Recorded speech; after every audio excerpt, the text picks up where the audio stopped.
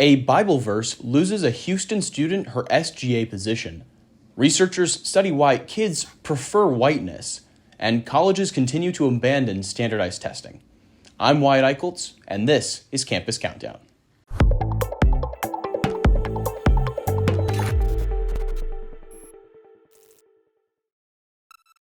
For this week's number one story, University System of Maryland removes SAT and ACT requirements.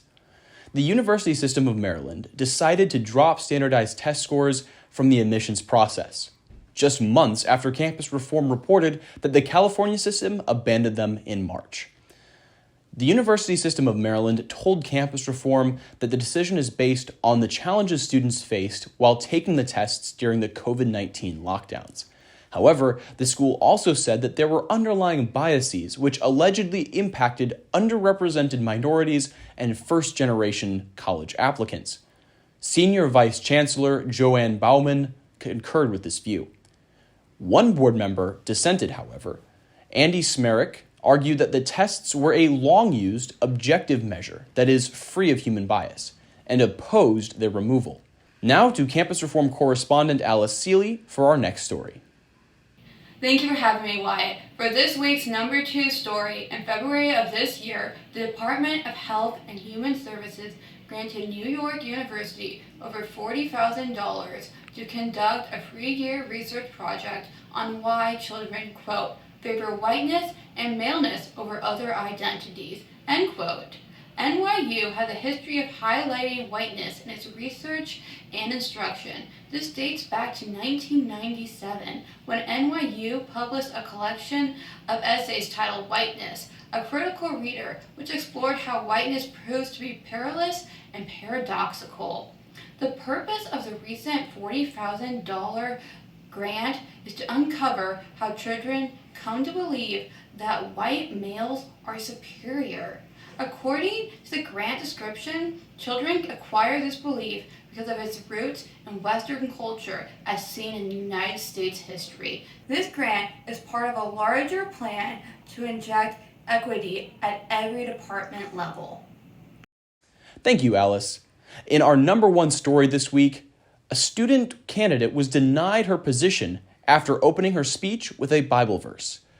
University of Houston student Maya Little used a Bible verse while addressing her Students' Government Association last month as she sought a position on the SGA Supreme Court. According to the school newspaper, The Cougar, Little's expression of her personal religious faith sparked an explosive debate about her bias, and ultimately led to her being rejected for the position. SGA Senate Speaker Ariana Azizi told the newspaper that the verse was tone-deaf, arguing that it was inappropriate to be preaching about religion in the context of recent U.S. Supreme Court decisions, and in her words, the clear lack of separation of church and state in our federal government. In response, Little said that so long as respect is being exchanged between one another, I don't feel that opinions need to be labeled as biases.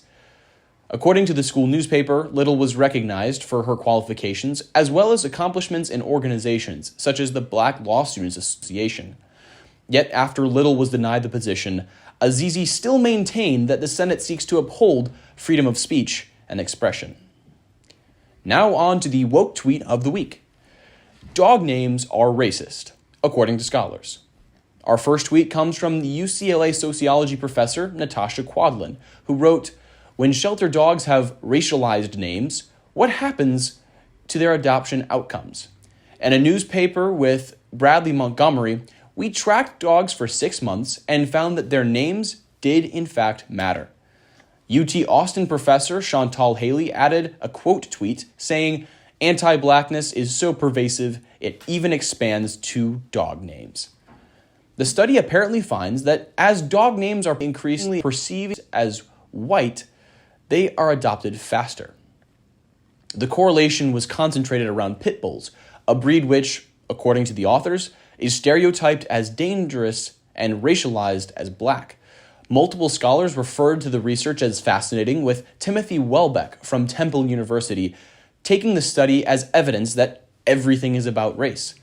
Welbeck told Campus Reform, in his opinion, that something as seemingly as innocuous as dog adoption can have lasting racial implications. That's it for this week's edition of Campus Countdown. Don't forget to hit the like button and subscribe to the channel.